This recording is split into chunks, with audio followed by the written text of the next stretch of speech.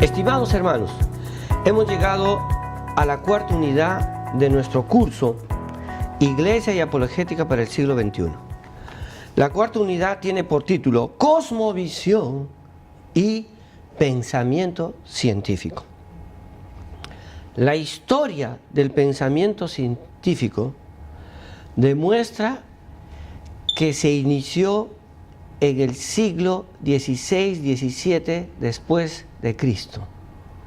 La época moderna conoció el método científico a través de los ilustrados, de los humanistas de esa época, de los enciclopedistas, para poder salir de la época oscurantista a una época moderna. Este pensamiento científico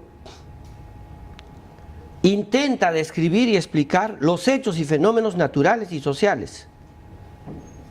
Antes, todo se ponía en manos de la religión en la época medieval. Por eso se le dice la época oscurantista.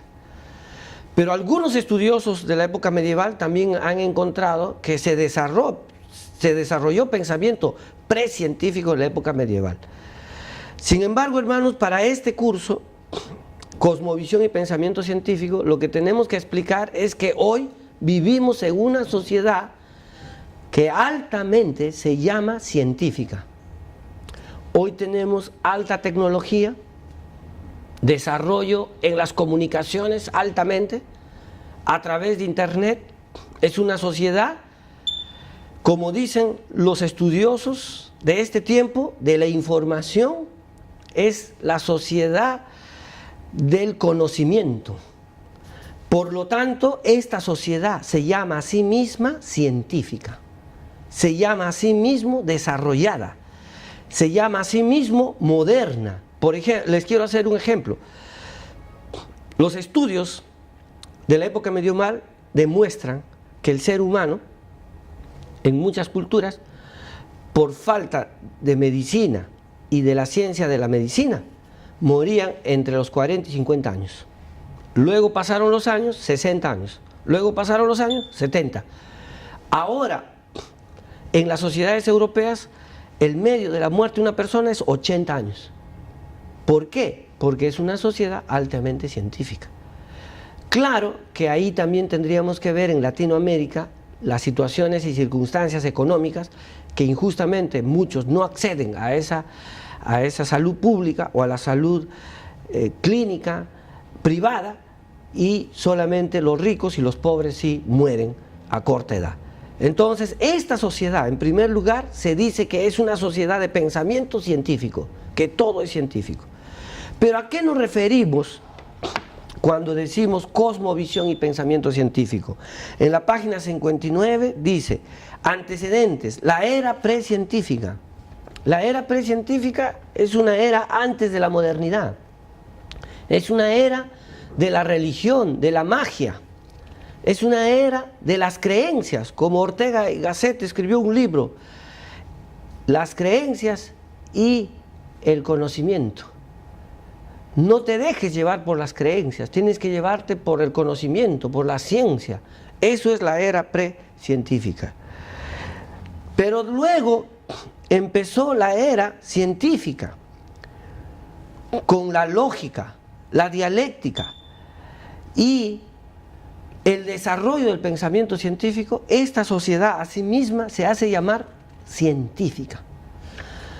Pero ahí quiero dar una idea de un filósofo, Mosterín, que dice así: esta sociedad, ciertamente tenemos las mejores computadoras, los mejores sistemas científicos, se desarrollan muchas máquinas científicas, los mejores autos, pero está en una involución de la ética, los valores, la moral. Porque ¿de qué sirve que tengamos los mejores aparatos científicos y como personas humanas no estamos desarrollándonos en ser mejores personas, mejores ciudadanos, y no tengamos la conexión con Dios y no tengamos la fe en Dios? De nada sirve. Ahora quiero compartir con ustedes en el 4.2 el punto 2, los conceptos de cosmovisión y paradigma. La palabra paradigma lo creó Thomas Kuhn en un libro de las revoluciones científicas que es leída hoy en día en todas las universidades en el curso de metodología de la investigación. Un estudiante universitario tiene que leer a Thomas Kuhn porque él creó el neologismo paradigma. ¿Qué significa paradigma? Paradigma para esta sociedad científica significa que nadie tiene la verdad, que solamente tienes un paradigma. No existe para ellos la idea de Dios. Para nosotros, Jesús es la verdad, es el camino, es la vida. Pero para las universidades no. Jesús es un paradigma, Buda es otro paradigma, el ateo es otro paradigma. Entonces el paradigma es la descripción, según Thomas Kuhn, de que ya no existe verdad, sino verdades. Ya no existe Dios, sino paradigmas. Eso es un paradigma. Y ahora, esto dice en la página 62, la importancia del concepto paradigma. Y este concepto es muy importante conocerlo. ¿Por qué? Porque con esto se relativiza a Dios en las universidades. Con este concepto se relativiza la Biblia. Con este concepto se relativiza la fe, se relativiza la iglesia. Con el concepto paradigma.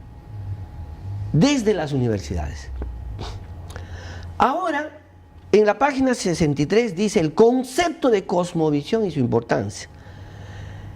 En historia de la ciencia y en epistemología ya sabemos que toda cosmovisión desempeña una función conceptual como una práctica, decía Bunge, el año 2002. La función conceptual consiste en que toda cosmovisión proporciona un marco general de referencia donde cada hecho y cada idea encaja o tiene sentido. Entonces la cosmovisión es, según Bunge, ayuda a formular tus objetivos, a elegir tus medios, a diseñar tus planes y a valorarlos todos ellos. Estos dos conceptos han revolucionado en la ciencia actual el concepto de cosmovisión y el concepto de paradigma. Y con estos dos conceptos se ha relativizado la fe. Ahora, ¿cómo como cristianos vamos a responder a esto? En la página 64 dice así, que la ciencia moderna se atribuye a sí misma objetividad, cientificismo y amor por la verdad, porque se refiere a una metodología tan buena y tan exacta, que es lo máximo. Pero nosotros sabemos por la palabra de Dios que la fe y la ciencia va unido, que la fe y la razón va unido y que Dios y la ciencia es posible. En medio de esta sociedad cientificista que habla de cosmovisiones y paradigma, nosotros no tenemos que presentar a Jesús y a Dios como otra cosmovisión y otro paradigma, sino como la cosmovisión y el paradigma verdadero. Y que enmarcado en eso, por ejemplo, el teólogo Teilhard de Chardin, un científico y teólogo a la vez, mostró que muchos de los hallazgos científicos se comprueban con la Biblia. Voy a dar solo un ejemplo. Los ateos siempre han dicho que la matanza de los niños por Herodes era una ficción y una mentira, que la Biblia no tiene la razón, refiriéndose a un libro de Keller que decía la Biblia tenía la razón, que la Biblia no tiene la razón. Y los ateos decían, no hay comprobación literaria, ni científica, ni arqueológica de esto. Sin embargo, hace solamente casi 15 años, en Ashkelon, a 100 kilómetros de Jerusalén, en una ciudad romana, se encontró la evidencia arqueológica de la matanza de niños que se llama infanticidio. Por lo tanto, la Biblia comprueba lo que la razón, lo que la ciencia demuestra.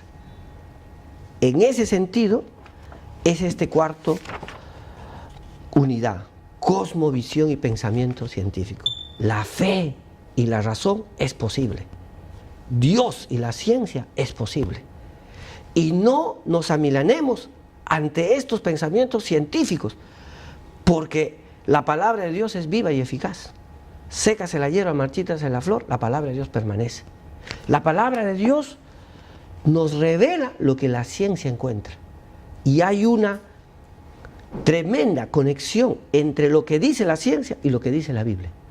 Por lo tanto, hermanos, esto es la cuarta unidad, y como pastores les pido en el nombre del Señor que todos tengamos un pensamiento que lo que dice la ciencia también lo puede corroborar Dios, aunque la Biblia no es científica, pero sí comprueba lo que la ciencia dice. Que Dios les bendiga y gracias por haber llevado este curso.